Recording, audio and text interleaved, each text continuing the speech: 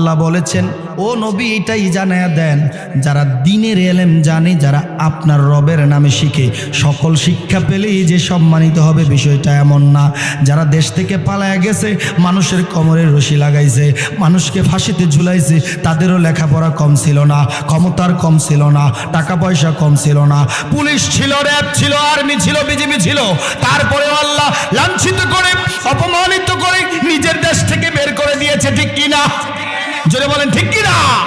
যদি তাদের ওই ব্যাপারে ইলম থাকতো, জ্ঞান থাকতো, আমি আজকে যাদেরকে জুলুম করতেছি আমার ক্ষমতা চিরস্থায়ী না, তাদের জানা উচিত ছিল নমরুদকেও আল্লাহ ক্ষমতা দিয়েছিল, নমরুদের ক্ষমতা চিরস্থায়ী ছিল না। ওই ফেরাউনকেও আল্লাহ ক্ষমতা দিয়েছিল, ফেরাউনের ক্ষমতাও চিরস্থায়ী ছিল না। এক মূসাকে ধ্বংস করার জন্য 40,000 শিশুকে হত্যা করেছিল ফেরাউন। কত বেশি ক্ষমতাশীল আমার আল্লাহ জানায়া দেয়। তার অবাঞ্ছিত ঘোষণা করার পরে কোনো মানুষের হাতে নয়, আমি আল্লাহ তারে পানির মধ্যে চুবাইয়া মারলাম। বলেন আল্লাহর ধরা সহজ নাকি কঠিন? আল্লাহ তাআলা বলেন, ইন্না বাতশা রাব্বিকা লাশাদীদ।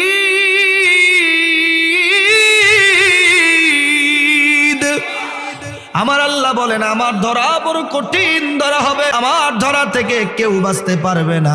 কারণ আমি আল্লাহ ক্ষমতা দেই, আমি আল্লাহ ক্ষমতা নেই, আমি আল্লাহ সম্মান দেই, আমি আল্লাহ আবার বেজ্জতি করি।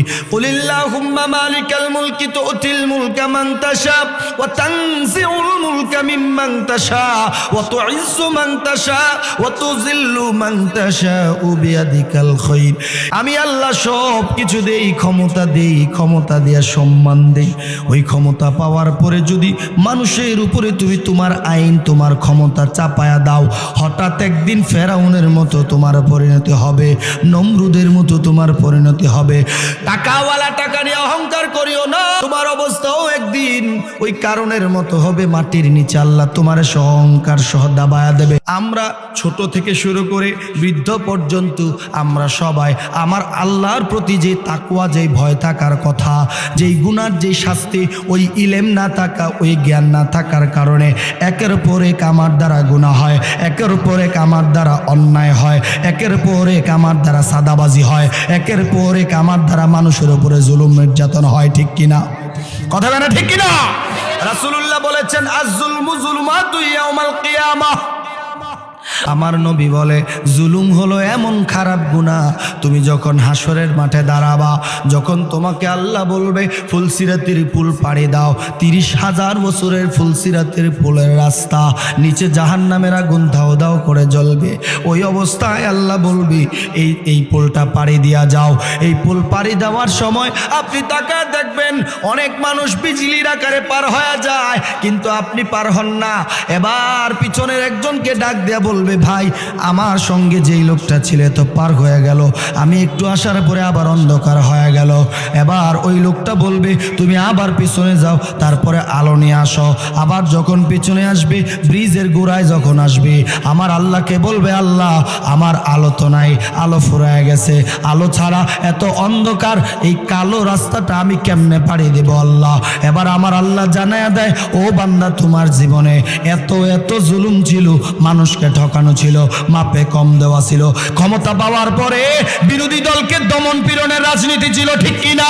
ক্ষমতা পাওয়ার পরে, চেয়ারম্যান হওয়ার পরে, এমপি হওয়ার পরে তোমার বিরুদ্ধে যারা ছিল, তোমার বিরোধী দলে যারা ছিল, তোমার বিপক্ষে অন্য জনের নির্বাচন যারা করেছিল, তুমি তাদেরকে নির্যাতন করেছো, জুলুম করেছো। ওই জুলুমটা আজকে কিয়ামতের মাটি তোমার জন্য অন্ধকার হয়ে গেছে। তোমার সমস্ত নেক আমলের সব আলো নিবায়া এই জুলুম তোমার জন্য আজকে অন্ধকার। এই অন্ধকার নিয়ে ফুলসিরাতের পুল পাড়ি দেওয়া যায় না। আল্লাহকে ডাক দেয়া বলবে আল্লাহ তাহলে কি করব? আমার আল্লাহ ডাক দেয়া বলবে আলো ছাড়া এখানে আর কিছু চলে না।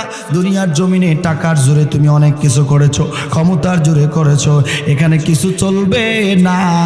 এখানে কারো ক্ষমতা নাই, সব ক্ষমতা থাকবে একজনের, তিনি কি? আল্লাহ সেদিন সবাইকে একত্রিত করে বলবেন লিমানিল মুলকুল ইয়াউম। ও দুনিয়ার মানুষ, তোমরা সবাই সাক্ষী দাও আজকে হাসরের ময়দানে কার ক্ষমতা সবচেয়ে বেশি। তখন সবাই এক বাক্যে বলবে লিল্লাহিল ওয়াহিদিল কহার। ও আল্লাহ, আজকে আপনি ছাড়া দ্বিতীয় আর কোনো গতি নাই, সমস্ত ক্ষমতার মালিক আপনি আল্লাহ। আমার আল্লাহ সেদিন বলবে, এখানে যেহেতু বিশ্বাস করেছিলাম, এখানে যেহেতু স্বীকৃতি দিচ্ছ, তাহলে দুনিয়ায় কেন দাও নাই? দুনিয়ায় কেন আলেমদেরকে কষ্ট দিয়েছো? দুনিয়ায় কেন পীর মাশায়েখদেরকে কষ্ট দিয়েছো, গালি দিয়েছো? দুনিয়ায় কেন আলেমদেরকে মৌলবাদী বলে গালি দিয়েছো? দুনিয়ায় কেন আলেমদেরকে জঙ্গি বলে গালি দিয়েছো? দুনিয়ায় কেন আলেমদেরকে তালেবান বলে গালি দিয়েছো? বলেন দেয় না কি দেয় না? জোরে বলেন দেয় না কি দেয় না?